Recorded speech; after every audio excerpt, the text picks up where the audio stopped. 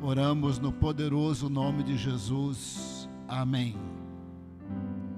Deus é imortal, Ele habita em luz inacessível, ninguém o viu, ninguém pode vê-lo, mas um dia o Senhor Jesus nos levará para o esplendor da glória de Deus. 1 Timóteo 6,16, 1 Timóteo 6,16, vamos usar a Nova Almeida atualizada, muito parecida com a NVI, no português mais moderno. 1 Timóteo 6,16. O único que é imortal e habita em luz inacessível, a quem ninguém viu nem pode ver, a Ele sejam honra e o poder para sempre. Se você não viu Deus ainda, é porque você não pode vê-lo. Nas condições em que nós estamos, o nosso corpo está debaixo das maldições proferidas no jardim do Éden. O nosso corpo tem pecado, habita pecado, e nós não podemos ver Deus no esplendor de sua glória. Temos o Espírito Santo em nós, temos a presença de Deus em nós, mas isso é de uma maneira muito branda. Mesmo quando o crente é batizado do Espírito Santo ou com o Espírito Santo, que ele tem uma presença maior, uma alegria maior, ainda assim isso é só um pouquinho de Deus, e ainda assim você não viu Deus. Ele é imortal e habita em luz inacessível, a quem ninguém viu, ninguém pode ver. Possivelmente os personagens da Bíblia, quando viram o Senhor em glória, viram numa visão. Não viram propriamente o Senhor, mas um dia o Senhor Jesus nos apresentará a Deus no esplendor de sua glória. Deus é Pai, Filho e Espírito Santo. Onde estiver Jesus, está o Pai, está o Espírito Santo. Onde estiver o Espírito Santo, está o Pai e Jesus conosco. É assim que a Trindade funciona. Jesus um dia nos levará para o esplendor da glória de Deus. Por que Ele nos levará? Ele é a porta das ovelhas.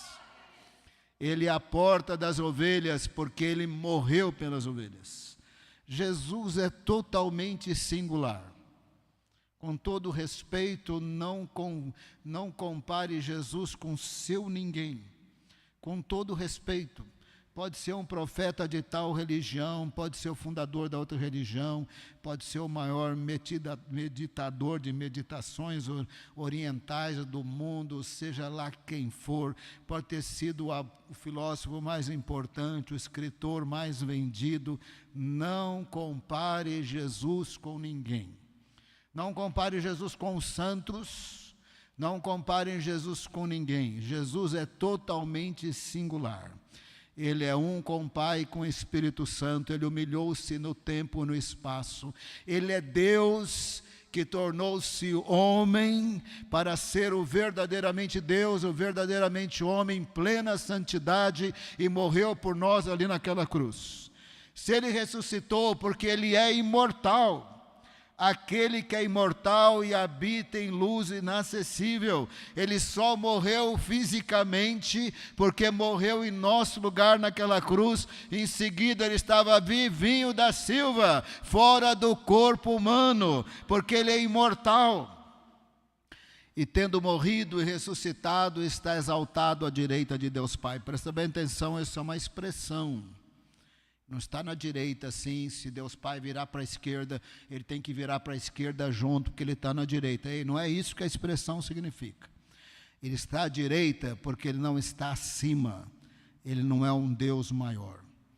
Ele está à direita porque Ele também não está abaixo. Ele não é um Deus menor. Deus é Pai, Filho e Espírito Santo. Mesma natureza, mesmos atributos. Aquele que é imortal e habita em luz inacessível, ninguém viu, ninguém pode ver, mas Jesus é o caminho para o Pai. Jesus um dia nos levará para o esplendor da glória de Deus. Pastor, eu não vi ainda, eu quero ver. Ei, vai com calma. Para você ver Jesus em condições normais, você tem que morrer, você tem que passar para o além. Se você está no aquém, é muito normal que você não viu ainda. Mas se você morrer e chegar no paraíso, você vai ver Jesus. Ainda assim, você não Possivelmente ainda não verá Deus no esplendor de sua glória, porque você não recebeu ainda o corpo imortal e incorruptível. Você vai receber na ressurreição dos mortos em Cristo, quando a 7ª trombeta tocar. Até lá você não viu ainda, mas você verá quando Jesus te levar para o esplendor da glória de Deus, porque Ele é o caminho, a verdade, a vida. Ele disse: ninguém vem ao Pai senão por mim. Nós iremos ao Pai, ao Espírito Santo, porque Ele tornou-se homem, morreu por nós. Ele é a porta das ovelhas. Ele é a porta das ovelhas porque morreu pelas ovelhas. João 10, verso 9 e verso 11. João 10, 9 e 11. Talvez vai ser projetado aqui, você pode ler se conseguir. João 10, verso 9. Eu sou a porta. No verso 7, a porta das ovelhas. Verso 9, eu sou a porta. Quem entra por mim será salvo, entrará e sairá, encontrará pastagem. Verso 11, eu sou o bom pastor dá sua vida pelas ovelhas. Deus é imortal e habita em luz inacessível. Ninguém viu, ninguém pode ver, mas Jesus nos levará para o esplendor da glória de Deus, depois que a 7ª trombeta tocar. No momento certo nós vamos morrer. Ninguém quer morrer, fica tranquilo, você não vai morrer já. Você vai morrer no momento certo, você vai morrer, porque todo mundo morre, mas não assusta, porque não vai ser hoje, vai demorar ainda. Mas quando você morrer vai ser uma coisa boa. 1 Coríntios 15, carne e sangue não herdam o reino de Deus. Esse corpo no qual habita pecado não herda o reino de Deus. Esse corpo vai ser semeado em corrupção, vai corromper lá no cemitério, mas vai ressuscitar incorruptível em poder e glória. É com esse corpo celestial que você vai ser apresentado a Deus no esplendor de sua glória. Tem 2 caminhos, presta bem atenção aí para não ficar confuso. Só tem um caminho para Deus, é Jesus. Só um caminho para Deus, mas tem que ter um outro caminho também. Qual é o caminho de Jesus para nós? De Jesus para Deus, ou para chegar a Deus, o caminho é Jesus. Mas qual é o caminho de Jesus para nós? Ele tem que entrar na nossa vida. Ele entra na nossa vida quando nós o recebemos. João capítulo 1, verso 12. João capítulo 1, verso 12. E todos quantos o receberam, deu-lhes o direito de serem filhos de Deus, a saber os que creem no seu nome. Olha, nós temos que receber Jesus. Isso é o caminho dele para nós. E quando nós temos Jesus, Ele nos levará para o esplendor da glória de Deus. Mas Ele tem que entrar na nossa vida. Nós temos que recebê-lo. Ele não vai invadir. O Evangelho será apresentado. Deus Pai está em ação de uma maneira que a Trindade está em ação para a salvação de alguém. Jesus disse que crerá nele todo aquele que o Pai o trouxer. O Pai está envolvido. O Espírito Santo está envolvido na conversão de alguém, ele convence do pecado. A Trindade está envolvida na salvação de alguém. Mas uma coisa que Deus não vai fazer, Ele não vai invadir a vida de ninguém. Jesus tem que ser convidado. Entra na minha vida como meu Senhor, como meu Salvador, perdoa os meus pecados, eu te recebo como Senhor e Salvador. Ele tem que entrar na nossa vida. Nós temos que convidá-lo. Só que tem um detalhe também. A gente tem que continuar convidando Jesus. Sabia disso? Apocalipse é a carta de Jesus para todas as igrejas, por meio de João, que recebeu a revelação por meio de um anjo. A revelação foi dada em mistérios de símbolos.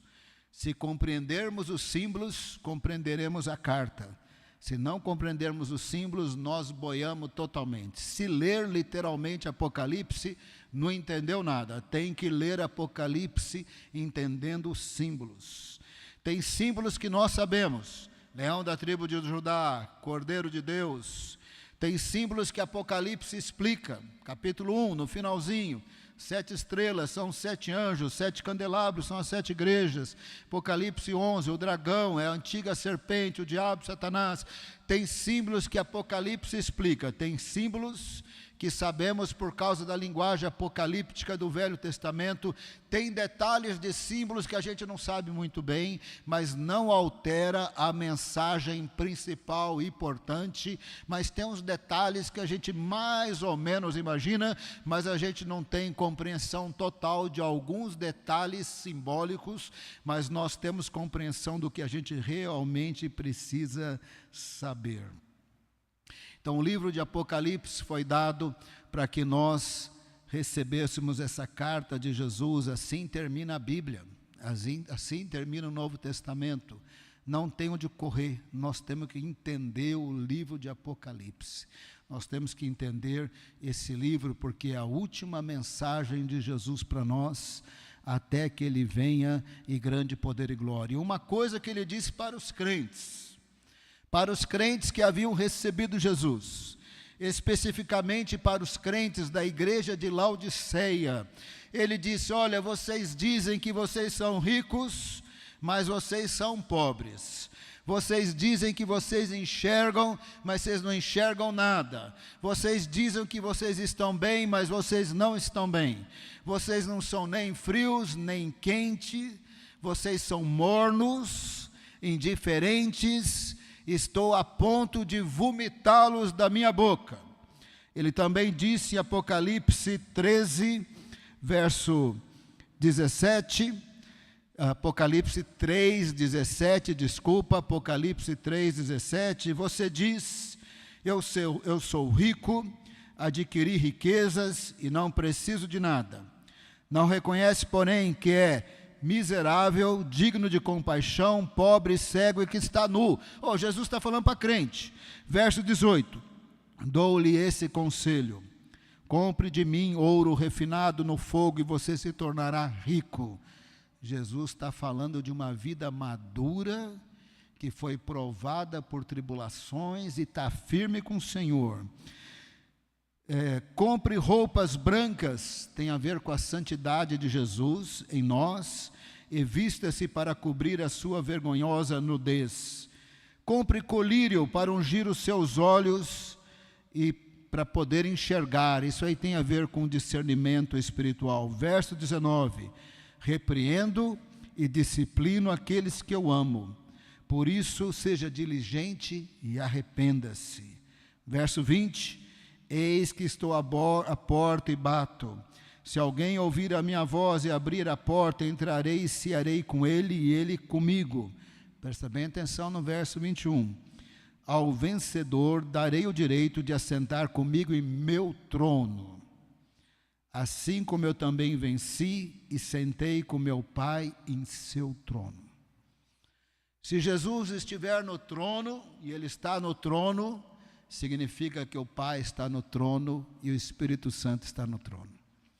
Se alguém continua convidando Jesus para entrar e cear com Jesus, vai sentar no trono também, vai reinar com Cristo. Aonde Jesus está o Pai, está o Espírito Santo, e Ele está no trono. E falando para crentes que haviam recebido Jesus, Jesus tem que ter esse caminho, Ele tem que entrar na nossa vida. Nós recebemos Jesus, e quem recebe Jesus, por Jesus será apresentado ao Deus imortal, que habita em luz inacessível. É Jesus que é o caminho. Mas para Ele nos levar lá, Ele tem que entrar na nossa vida, nós temos que recebê-lo. Agora, não adianta receber Jesus uma vez e virar crente de Laodiceia. Crente de Laodiceia está morto, está morno. Jesus disse: olha, eu estou quase que não aguento vocês, mas eu disciplino e repreendo quem eu amo. Se vocês se arrependerem, eu estou disposto a cear com vocês. Eu estou disposto a dar a minha vida abundante. Eu estou disposto a ajudá-los. Eu estou disposto a caminhar com vocês. E quem vencer vai sentar comigo no trono.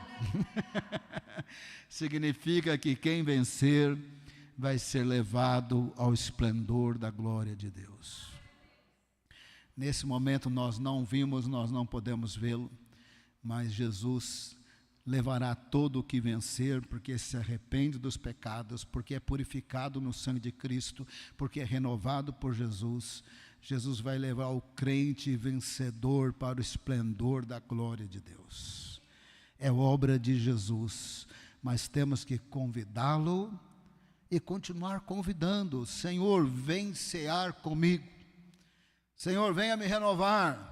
Nos dias mais tristes, mais desanimados, mais confusos, mais sem respostas, mais sem entender as tragédias da vida. Recentemente, uma jovem mãe de 22 anos morreu na sala de parto com 22 anos e a sua filhinha não ficou bem na UTI. Temos orado pela Sofia, mas não sabemos exatamente o que vai acontecer. Essas tragédias aparecem na nossa vida. Nesse dia aí, continua convidando Jesus, vem cear comigo. Vem cear comigo.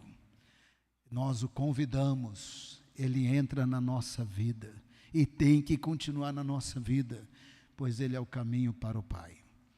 O livro de Hebreus diz que hoje nós podemos entrar no Santo dos Santos, mas não é igual ser apresentado ao Senhor no esplendor de sua glória. Pelo novo e vivo caminho que é o sangue de Cristo, o sacrifício de Jesus na cruz, pela oração nós nos apresentamos diante de Deus e nós entramos no Santo dos Santos e tem reunião de oração e tem vigílias que são acima da média no sentido da liberdade espiritual de orar, na liberdade espiritual de clamar, na liberdade espiritual de sermos quebrantados, na liberdade espiritual de sermos renovados e estarmos alegres e felizes, mas nem se compara com ser apresentado ao Senhor no esplendor de sua glória. Mas já podemos entrar na presença de Deus pelo novo e vivo caminho. Mas um dia o Senhor vai nos levar para a sala do trono. Um dia ele levou o apóstolo João para a sala do trono. Presta bem atenção, lembra que Apocalipse é uma mensagem em mistérios com símbolos, e a primeira cena da sala do trono é o que nós vamos ver hoje à noite. Somente a primeira cena, ela é totalmente profética e ela é totalmente simbólica. Eu particularmente penso que ela ainda vai se cumprir. Ele estava tendo uma visão profética. Logo de cara o Senhor disse, escreve para 7 igrejas sobre as coisas que estão para acontecer. Então Apocalipse é uma linguagem simbólica, proféticas de coisas que vão acontecer. A cena número 1, me parece que ela ainda vai acontecer, e ela é totalmente simbólica. João é levado pelo Senhor Jesus à sala do trono, porque quem nos leva para o esplendor da glória de Deus é Jesus. João descreve a voz de Jesus como voz de trombeta, voz de trovão, voz de muitas águas, e essa voz que tinha falado comigo disse, suba para cá, e ele entrou na sala do trono. Logo de cara ele viu o trono, presta bem atenção aqui, ele viu que tinha alguém no trono. Na minha pequenez, eu vou falar o que eu vou falar. Para mim, trono é uma linguagem totalmente metafórica, está simplesmente dizendo Deus é o Rei, o Senhor e o Juiz de toda a sua criação. É isso que o trono significa. Dificilmente Deus está sentadinho no trono, esperando que milhões de anjos chegam perto para adorá-lo, e depois nós vamos chegar perto para adorá-lo. Isso vai acontecer. O livro de Apocalipse descreve várias vezes que milhões de anjos se aproximam de Deus no esplendor de sua glória, e chegará o dia que os milhões dos salvos se achegarão a Deus no esplendor de sua glória para adorá-lo. Mas dificilmente ele está sentadinho no trono, paradinho, porque ele é o Criador e o sustentador do universo. Ele está em ação o tempo todo. Até na conversão de alguém, ele leva alguém a Jesus. Jesus disse, todo aquele que o Pai trouxer a mim, eu não lançarei fora. Deus não está sentadinho no trono, quase que cochilando, ele está trabalhando dirigindo a sua criação, é Senhor da sua criação, é juiz da sua criação, está trabalhando no coração das pessoas, está trabalhando junto com o Espírito Santo, levando pessoas a Jesus. Deus não está paradinho, Ele está no trono no sentido metafórico, porque Ele é o Senhor, o juiz, o Criador, o sustentador de toda a criação. Tendo essa visão simbólica, profética, João disse: eu vi o trono. Tinha alguém no trono. E quando a gente percebe quem está no trono, é aquele do capítulo 1. É aquele que mandou uma carta para nós. Eu já preguei aqui que Jesus é o emissor da carta do Apocalipse. Quem está no trono é aquele que era, que é e há de vir. Quem há de vir? Jesus. Quem é aquele que era e é e sempre será o que foi e o que é Deus. O mesmo ontem, hoje e sempre. Se Ele está no trono, o Pai está no trono, o Espírito Santo está no trono. Ele olhou e viu Jesus no trono. Aquele que era e é e há de vir. Aquele que no capítulo 1 diz: esteve morto, mas está vivo. É o soberano sobre os reis da terra, é a fiel testemunha. Oh, Ele é o alfa, o ômega, o princípio e o fim, aquele que brilha mais do que o sol no esplendor da glória de Deus. Ele está no trono, é isso que João viu. Ele viu Jesus no trono, porque Ele recebeu todo o poder e toda a autoridade, está tudo debaixo dos pés de Jesus, e Ele exerce essa autoridade em unidade com o Pai e o Espírito Santo. Ele exerce os juízos de Deus ao longo da história, segundo Apocalipse. É Ele que vai abrir os selos, é Ele que tem autoridade sobre as trombetas. Ele é o juiz dos juízos de Deus, Ele é o Senhor, Ele está no trono. É isso que João vê. E João vai descrever a glória de Deus com linguagens simbólicas que a gente vai imaginar muito vagamente, porque ninguém viu Deus imortal que habita em luz inacessível. Mas a gente vai imaginar muito vagamente. Ele descreve assim: olha, do trono saiu uma luz que nem jaspe e sardônio. Imaginou? Muito vagamente, não é? Para começar, você nem sabe a cor de jaspe e sardônio. É mais ou menos vermelha e verde. Ou seja, nesse momento não está saindo aquela luz branca, que é normal, Jesus se manifestar uma luz totalmente branca. Agora a luz é toda colorida. E tem um arco-íris contornando o trono. Eu imagino que é o arco-íris na posição vertical. Tem gente que imagina que é arco-íris na posição horizontal. Eu imagino que é na vertical, porque não está explicado. Eu imagino do jeito que eu quiser, é problema meu. Esse arco-íris tem uma cor toda esverdeada. Diante do trono tem um mar de cristal totalmente transparente. Os comentaristas dizem que significa que do trono Deus vê tudo, Ele sabe tudo, não tem nenhuma barreira. Ele é o Todo-Poderoso, o Todo-Ciente e o Todo-Presente. Deus sabe todas as coisas. E ao redor do trono tem 24 tronos. Como eu imaginei que o arco-íris está na posição vertical, eu imagino que os 24 tronos estão fazendo um círculo ao redor do trono.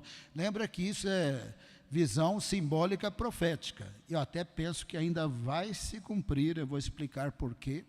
Mas ele está tendo uma visão simbólica profética, 24 tronos com 24 anciãos, vestidos de branco com uma coroa de ouro na cabeça. A palavra anciãos no Novo Testamento refere-se a seres humanos. Quem são os anciãos? Presta bem atenção aqui, porque vai te ajudar, porque nós estamos nos dias com muita vaidade de título. Eu sou apóstolo, eu sou profeta, eu sou não sei o quê. Nós estamos nos dias que está todo mundo se achando por causa de título. Então presta bem atenção aqui. No Novo Testamento só existe a palavra anciãos. Os líderes da igreja são anciãos. Em grego eles são presbíteros, e a gente fala presbíteros. Só tinha anciãos. E os anciãos funcionavam nos 5 ministérios. Um deles podia ser mais apóstolo, fundador de igrejas, agraciado com ensino, evangelização, coisa assim. Outro era profeta, que nem Ágabo no livro de Atos. Outro era evangelista, que nem Filipe e Estevão no livro de Atos. Outros eram pastores e mestres, como Paulo era pastor, mestre, também evangelista, profeta, ele era um apóstolo muito completo. Ninguém era chamado de pastor, de reverendo, de apóstolo, de evangelista ou de profeta. Quando eles encontravam Pedro, chamavam Pedro de Pedro. Quando eles encontravam Paulo, chamavam Paulo de Paulo. Ninguém falava pastor Paulo, reverendo Pedro, apóstolo não sei das quantas. Chamava pelo nome próprio de cada um deles. O título usado era presbíteros. Os líderes da igreja eram os anciãos que se reuniam e resolviam as questões eclesiásticas. Ninguém tinha título. E no primeiro século, bispo era sinônimo de presbítero.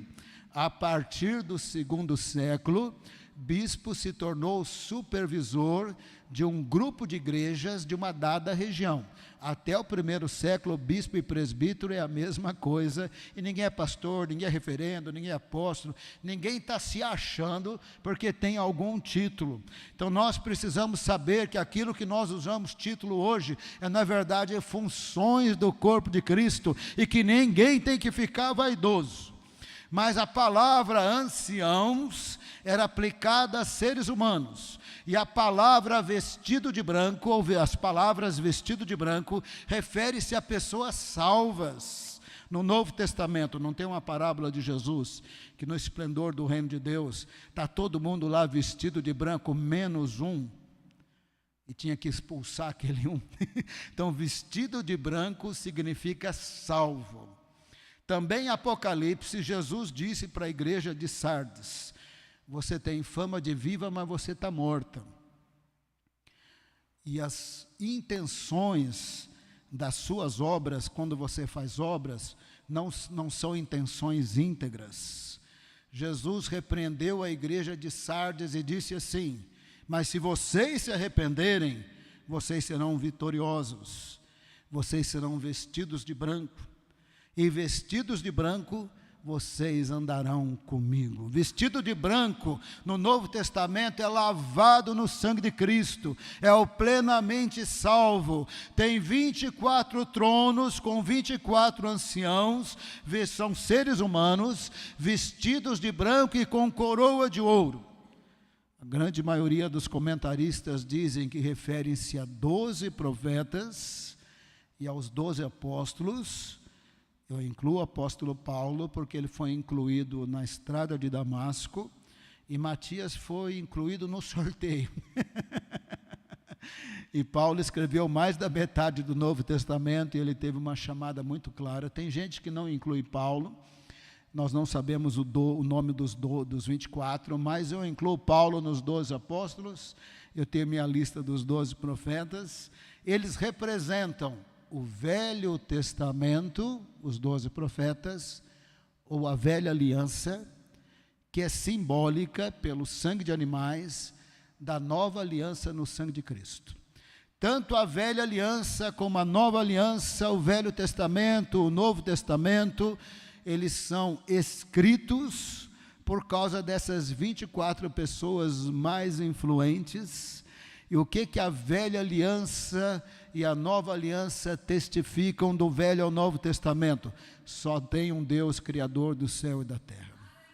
E aquele que era, que é e há de vir. Aquele que é digno de honra e de glória.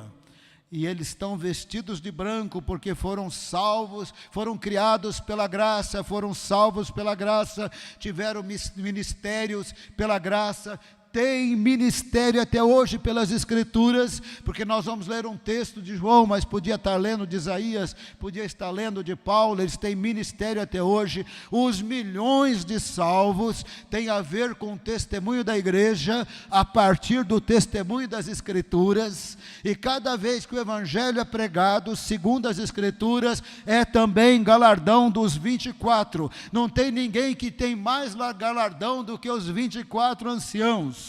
Eles têm coroas de ouro que simbolizam o galardão deles, os milhões de salvos que são edificados pelos textos da velha aliança e da nova aliança. E João viu que nessa visão, num dado momento, eles se dobravam e jogavam as suas coroas para o Senhor, para aquele que era e há de vir, reconhecendo: eu não existiria se o Senhor não tivesse me criado. Eu não seria salvo se o Senhor não tivesse me salvado. Eu não seria profeta ou apóstolo se o Senhor não tivesse me chamado e me ungido. Esses frutos não são meus, esses frutos são do Senhor. A minha coroa eu jogo para o Cordeiro. Então, ao redor do trono tem os 24 anciãos, simbólicos da velha aliança, da nova aliança. E mais próximo do trono, lembra que Apocalipse é uma mensagem envolta em mistérios de símbolos. Se você não conheceu os símbolos, não entendeu os símbolos, você não entendeu nada. Se você ler Apocalipse literalmente, você boiou completamente. Tem 4 seres viventes perto do trono, bem próximo do trono. São parecidos com os serafins de Isaías 6, em ambas passagens eles têm 6 asas. São criaturas celestiais que nós ainda vamos conhecer. Eles são descritos de maneira simbólica, dificilmente a aparência deles é literal. Eles são descritos de maneira simbólica. Eles devem ser muito bonitos, mas você vai imaginá-los muito feios. Mas eles são descritos de maneira simbólica, e tanto em Isaías como em Apocalipse, eles dizem: Santo, Santo, Santo. Eles adoram Deus pelo que Deus é.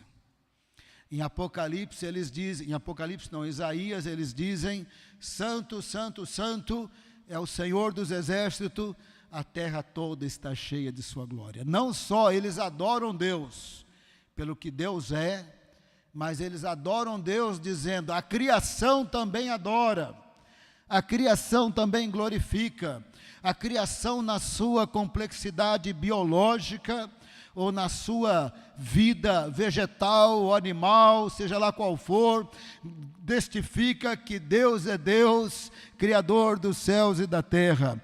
Toda a terra está cheia de sua glória.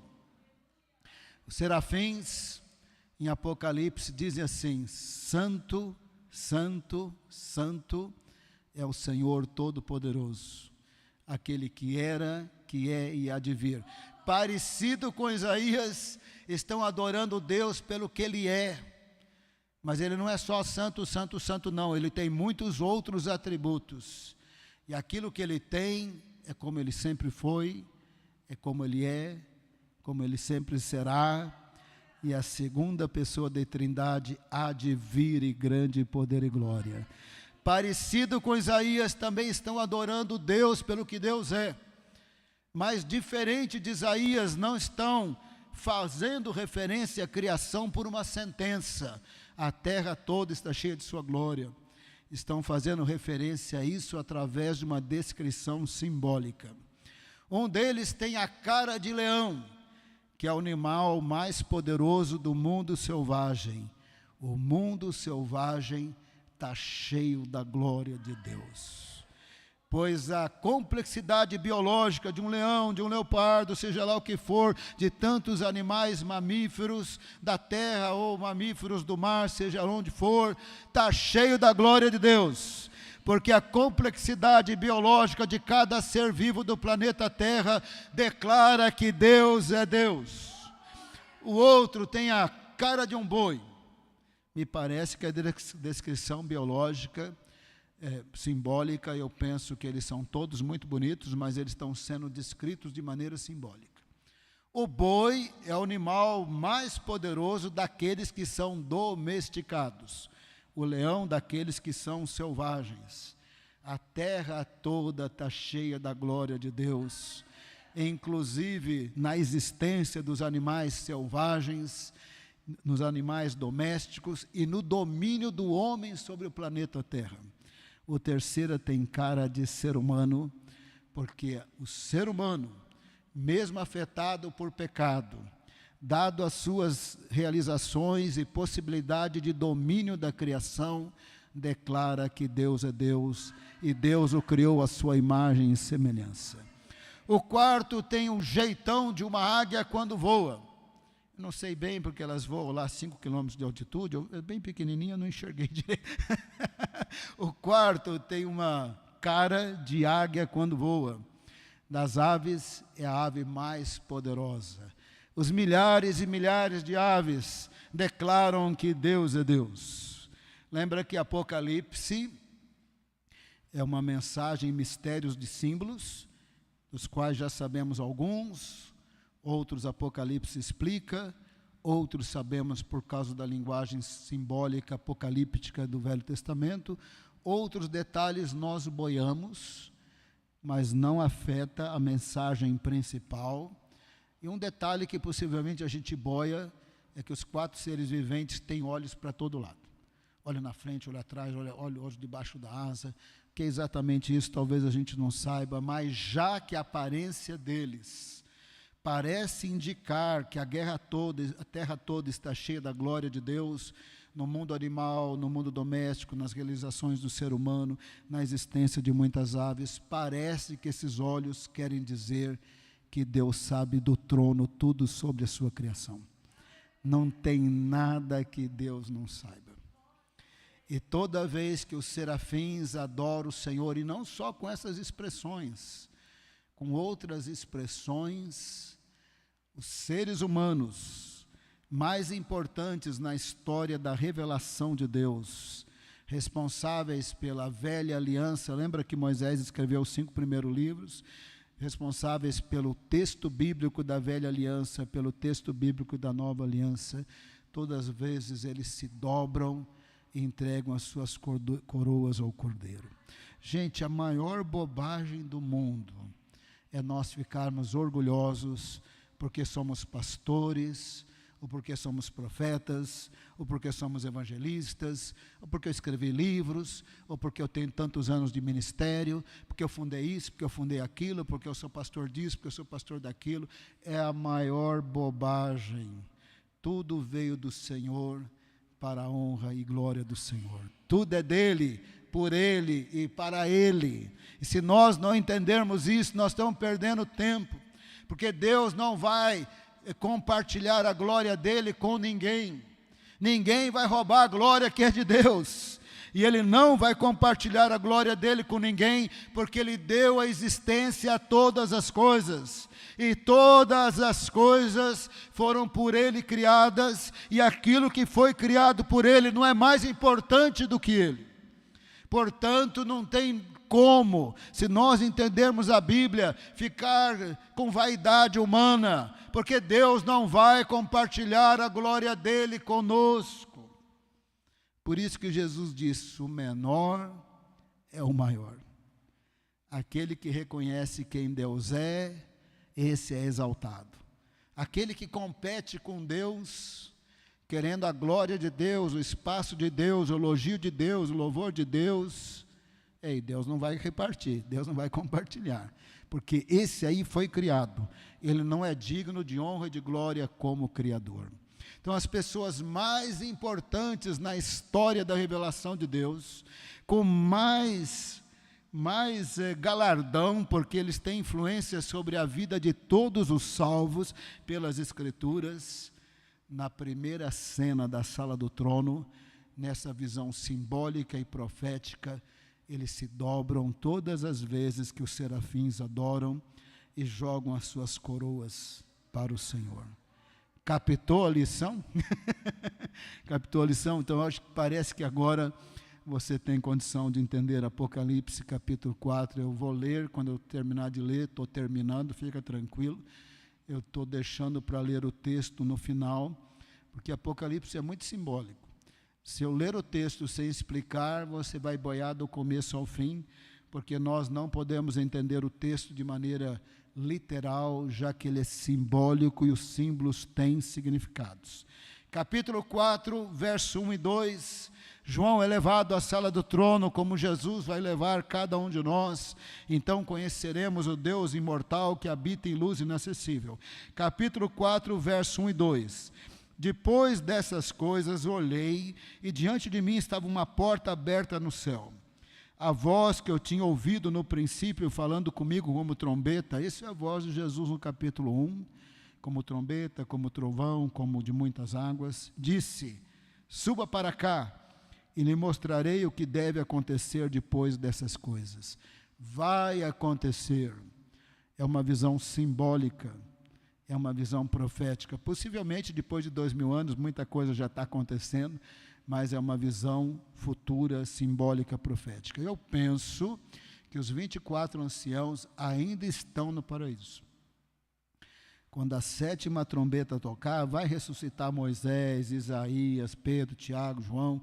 Aí eles vão estar muito mais próximos da glória de Deus, falando para Deus: sabe essa multidão aqui atrás de nós? Sobre os milhões e milhões de salvos por causa do testemunho do Senhor, pregado pela igreja segundo as Escrituras, escritas por nós, inspirado pelo Espírito Santo. Sabe esses milhões aqui? Tudo é teu. Tudo é teu. A glória e a honra são do Senhor. Verso 2. Imediatamente me vi tomado pelo Espírito, diante de mim estava um trono no céu, e nele estava sentado alguém. E o resto do capítulo vai dizer que aquele que era, que é e há de vir, Jesus está no trono. Verso 3. Aquele que estava sentado no trono era semelhante a jaspe sardônio. Agora, essa luz inacessível está sendo descrita de maneira muito colorida. Geralmente ela é descrita como um branco muito intenso, mais forte do que o sol. Você não sabe a cor de jaspe e sardônio, você já está imaginando vagamente, e agora então você boiou de vez. Mas são cores mais verdes, mais avermelhadas. Um arco-íris parecendo uma esmeralda circundava o trono. Eu penso que é na forma vertical. Verso 4, ao redor do trono, estavam outros 24 tronos, assentados neles 24 anciãos, são seres humanos salvos. Eles estavam vestidos de branco e tinham na cabeça coroas de ouro.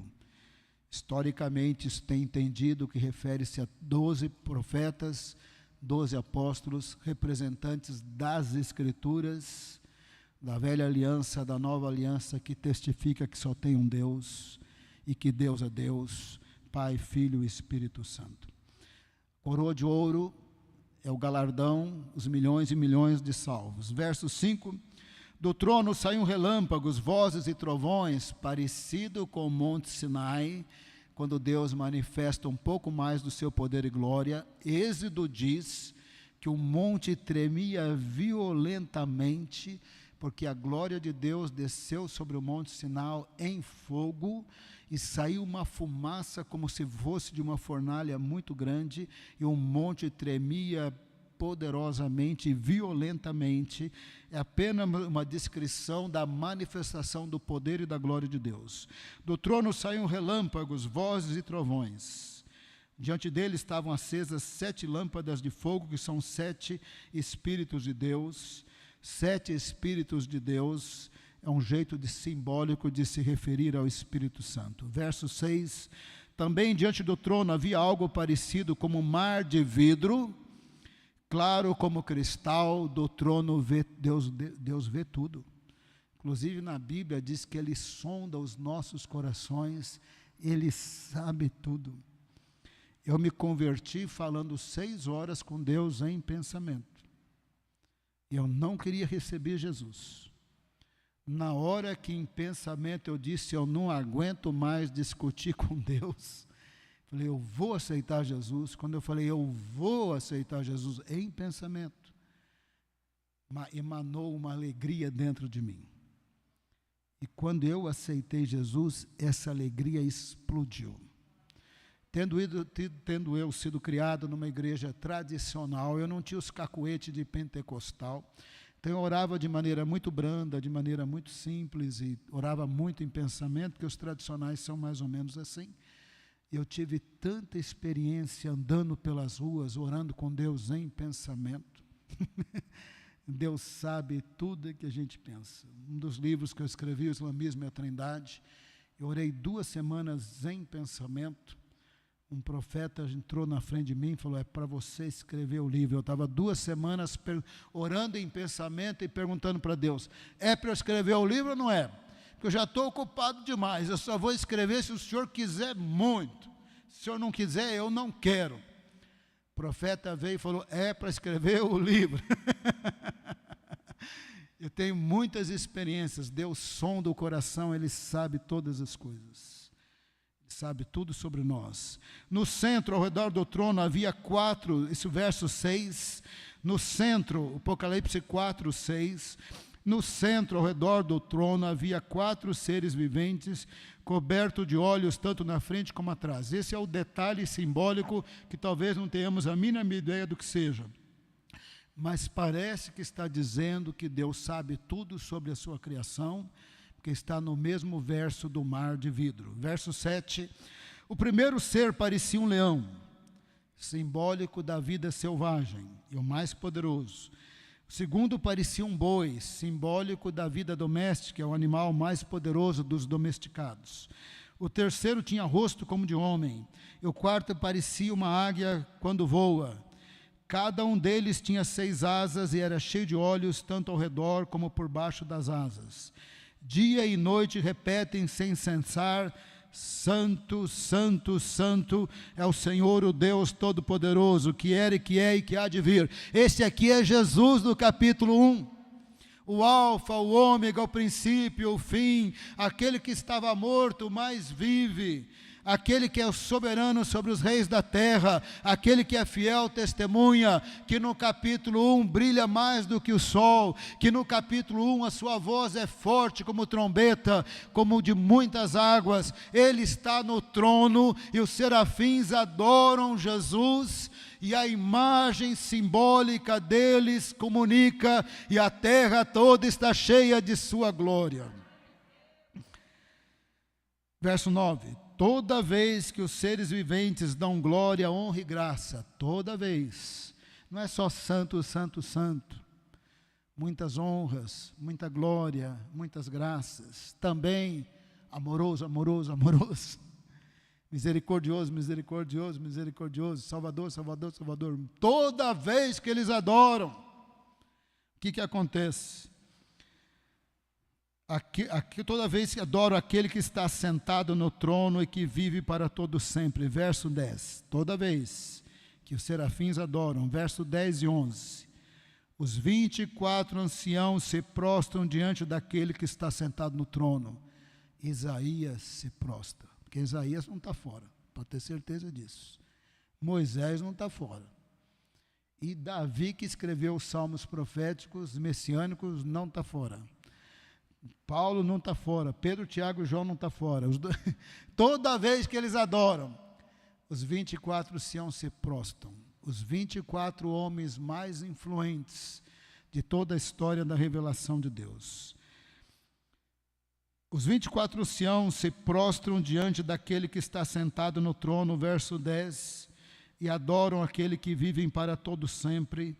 Ele lança as suas coroas diante do trono e dizem, verso 11, Tu, Senhor e Deus nosso, és digno de receber a glória, a honra e o poder, porque criaste todas as coisas, e por tua vontade elas existem e foram criadas. O Senhor é digno, porque o Senhor criou tudo.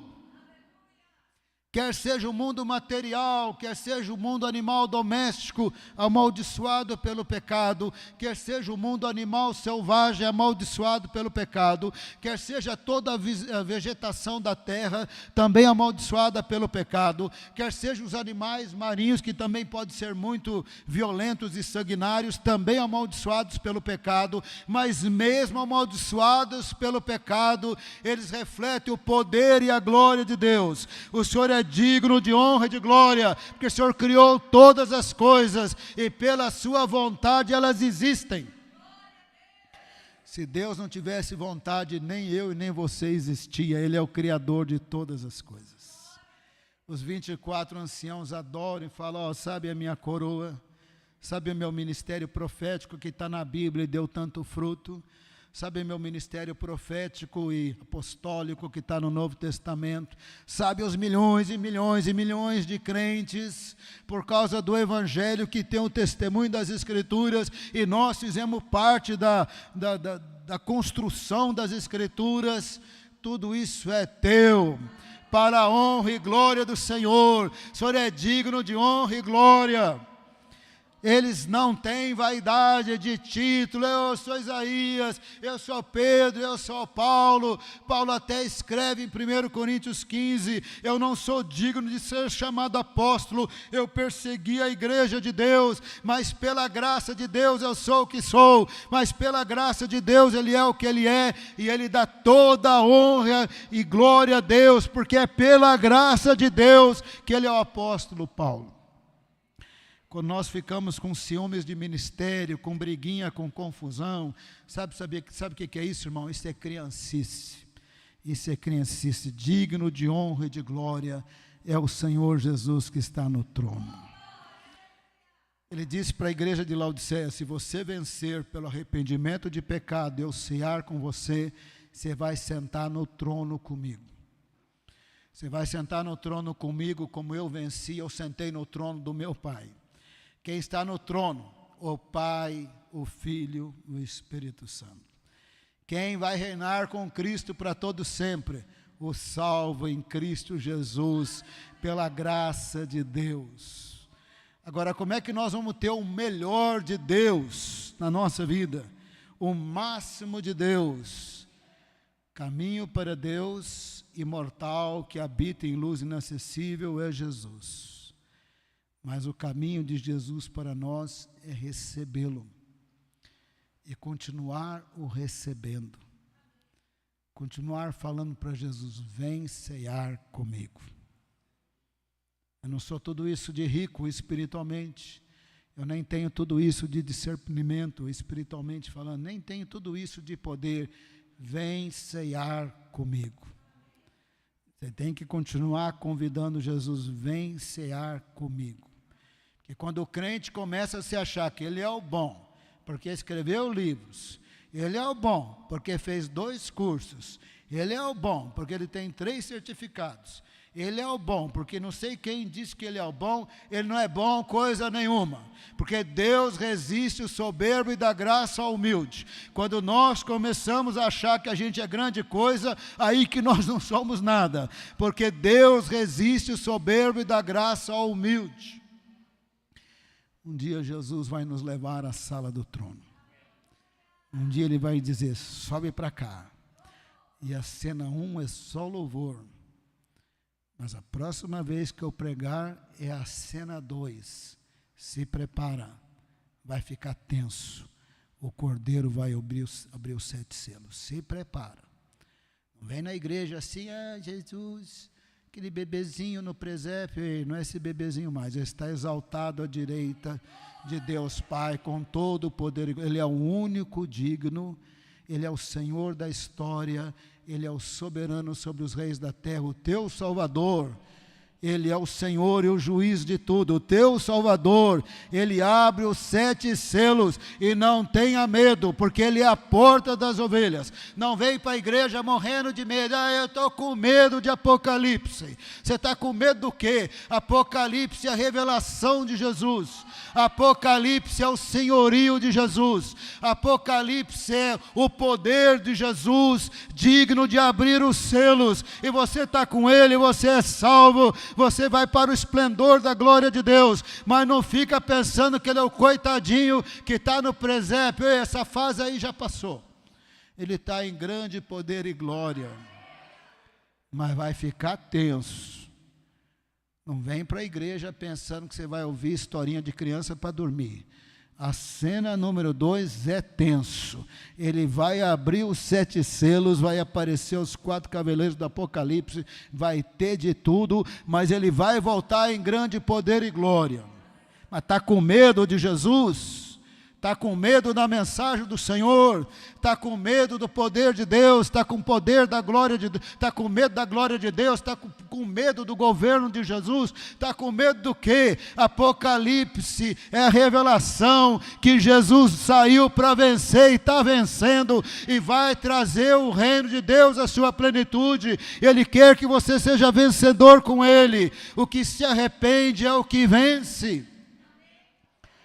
O vencedor vai reinar comigo, o vencedor vai andar de branco, tem tantas promessas, o vencedor vai receber a coroa da vida, o vencedor vai comer do fruto da árvore da vida no paraíso de Deus, o vencedor vai comer o maná escondido. Está tudo isso no capítulo 2 e 3, é para você, mas está com medinho de Jesus. Então vai ouvir esse sermãozinho de coach em outra igreja, porque aqui não vamos pregar a Bíblia, irmão. Aqui não vamos pregar a Bíblia, aqui é para tremer mesmo diante de Deus. Sermãozinho, eu vou ver se eu vou ter a vitória. Aqui não, aqui é sermão para você tremer diante de Deus, e ter temor de Deus, e andar nos caminhos de Deus, e conhecer a palavra do Senhor. Quer aguinha com açúcar, vai para outra igreja. Aqui nós vamos pregar a Bíblia, e a Bíblia é para tremer diante de Deus, com temor, com vontade de Deus, alegria de Deus, poder do Senhor e poder do Espírito Santo.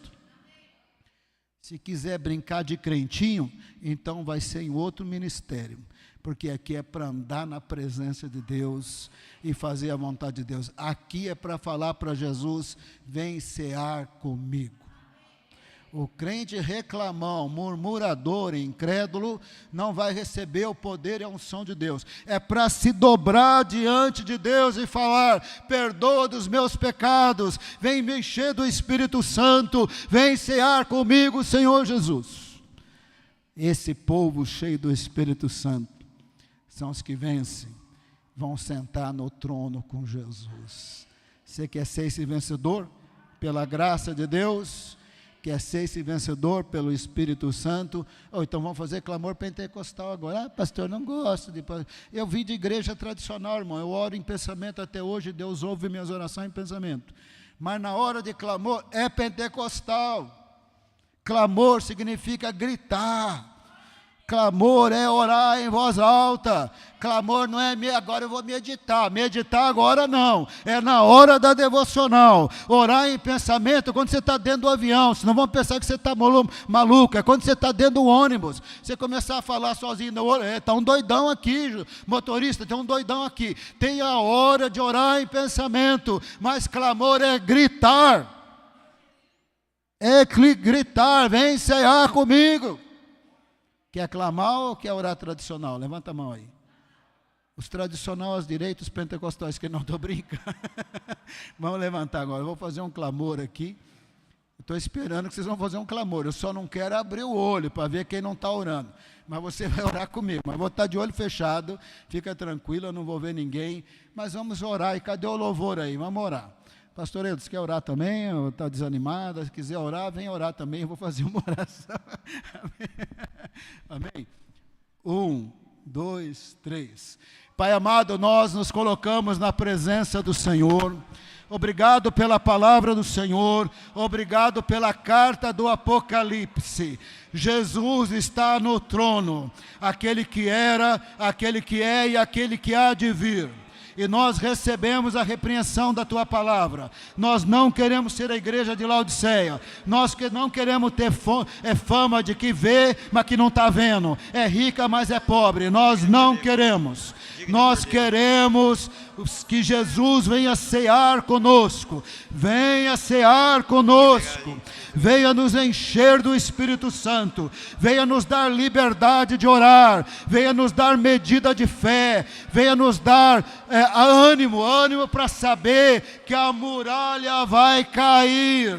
A muralha vai cair. Aquele problema familiar vai desaparecer. Aquele problema financeiro vai desaparecer, aquele problema de saúde vai desaparecer, aquela tristeza vai desaparecer, aquele desânimo vai desaparecer, aquela expectativa de crente infantil que vive murmurando, que vive na incredulidade, que vive falando mal, vai desaparecer. Vem cear conosco, Senhor Jesus. Põe fogo na tua igreja. Nós cremos que o Senhor está para voltar. Nós cremos que Apocalipse, o esplendor da glória de Deus, está para chegar na nossa vida. Nós cremos que não estamos muito longe da 7ª trombeta. É hora de se arrepender, é hora de crer, é hora de se tornar vencedor em Cristo Jesus. É hora de poder, é hora de mudança, é hora de libertação, é hora de milagre, é hora da presença do Senhor. Vem glorificar o teu nome. É hora de milagre financeiro, é hora de milagre de saúde, é hora de resposta de oração, é hora de proteção dos teus anjos, é hora de fogo do Espírito Santo. Pai amado, nós estamos clamando, também oramos em pensamento e sabemos que o Senhor responde, mas agora nós estamos clamando. Vem cear conosco, Senhor Jesus. Vem derramar do teu poder, do teu Espírito Santo sobre o teu povo, sobre a tua igreja. Vem mudar a Sariguama pelo poder do Espírito Santo. Vem tocar a cidade de São Roque, a cidade de Pirapora, a cidade de Carapicuíba, Barueri, Santana do Parnaíba, Itu, Sorocaba. Vem sacudir essa região toda. Oh, nós cremos que o Senhor está voltando. Hora mais de culto de entretenimento, é hora de culto da presença do Senhor, é hora de culto do poder do Senhor, é hora de culto da glória do Senhor, é hora de vontade de orar. É hora de ter vontade de ir em reunião de oração e não ficar em casa. É hora de clamar, é hora de buscar, é hora de ser renovado, é hora da vida abundante de Jesus. Vem cear conosco, Senhor Jesus. Apresentamos os nossos pedidos diante do Senhor e nós oramos no poderoso nome de Jesus.